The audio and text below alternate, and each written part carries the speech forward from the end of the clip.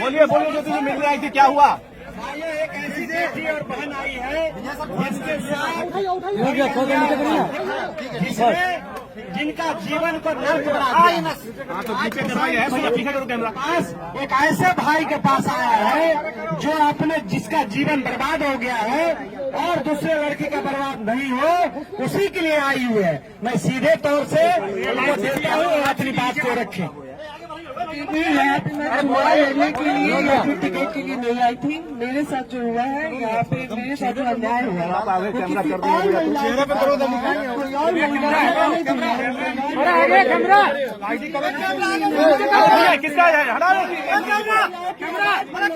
जिसके साथ ये अन्याय हो रहा है, आज भी ये अन्याय किया जा रहा है। बस इसीलिए मैं प्रशांत भैया से प्रशांत जी ने क्या कहा?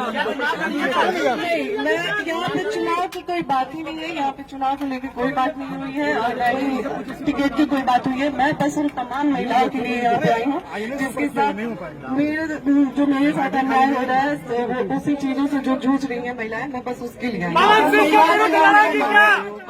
आई जी न्याय मांगने आपके लड़ेंगे चुनाव, आपको न्याय मिलेगा इनको। देखिए, एक मिनट पहले इत्मीनान से भाई, बोलिए।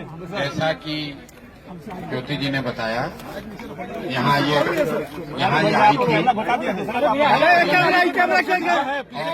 हम क्या करें, हम छोड़ दे अपना। ये बिहार के एक शहरी के तौर पर, एक महिला के तौर पर यहाँ आई हैं।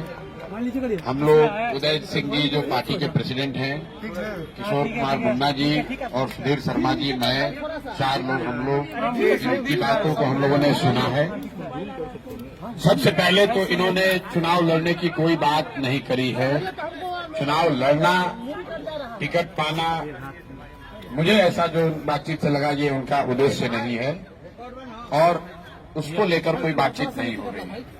ये बातचीत इन्होंने बस इतनी रखी है कि इनके साथ, इनके शब्दों में, क्योंकि मैं तो जानता नहीं हूँ, हम लोग कोई कोर्ट न्यायालय तो है नहीं, लेकिन इनको जो लग रहा है कि इनके साथ बहुत बड़ा अन्याय हो रहा है, उसमें ये चाहती हैं कि इनके साथ जो हुआ वो कम से कम बिहार की दूसरी महिलाओं के साथ न हो, आपके बेटी बहन के साथ न हो। ये चाहती हैं कि जनसुराज से इनको मदद मिले, जनसुराज इनके साथ खड़ा हो। तो एक मिनट रुकिए, मैंने इनको आश्वस्त किया है कि वो आपका पारिवारिक मामला है, वो चाहे किसी का पारिवारिक मामला हो, उसमें जनसुराज या प्रशांत किशोर की ना भूमिका कभी थी ना कभी आगे हो सकती। लेकिन अगर आपको सुरक्षा को लेकर या लोकतांत्रिक जो मूल्य हैं, जिसमें हर नागरिक को, हर शहरी को अपनी बात कहने का अधिकार है, उसके लिए आपको डरने की जरूरत नहीं है। आपको या आपके साथियों को अगर कोई डर लग रहा है तो आप बिल्कुल जानिए कि जनसुराज पूरी तरीके से आपके साथ खड़ा रहेगा। आप अपनी लड़ाई लड़िए, न्यायपूर्ण तरीके से लड़िए, आपस में आरोप प्रत्यारोप से नहीं होगा। आप न्यायपूर्ण तरीके से अपनी लड़ाई लड़िए, जो बात आपकी सही है उसके साथ हम लोग खड़े रहेंगे। आपको कोई डराए नहीं, कोई बुलडोज न करे, उसके लिए हम लोग इनके साथ खड़े। लेकिन पवन सिंह भी तो आपके अच्छे व्यक्तिगत संबंध है पवन सिंह। फिर वही बात, ये बात अपनी कहने आई थी। पवन सिंह जी भी हमारे मित्र हैं, पवन सिंह जी भी हमारे मित्र हैं, बिल्कुल पहले भी बात हुई है, आज नहीं हुई है।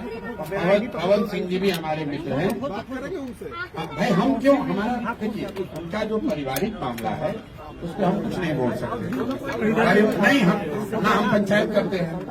उनकी अपनी अगर यहाँ आई है तो मेरी ये सोशल रिस्पॉन्सिबिलिटी है, सामाजिक रिस्पॉन्सिबिलिटी है कि पवन सिंह जी की पत्नी अगर यहाँ आई है तो मैं उनसे मिलूं, उनकी बात मैंने सुनी। इन्होंने ऐसी कोई बात कही नहीं, इन्होंने कुछ मेरे से मांगा नहीं, इन्होंने सिर्फ इतना कहा कि अगर आपके बहन के तौर पर मेरे साथ अन्याय हो रहा है तो आप हमारे साथ खड़े हैं। तो मैंने इनको ये कहा है कि अगर आपके साथ कोई जाति हुई है या हो रही है तो आपके साथ पूरी ताकत से लोग खड़े रहेंगे।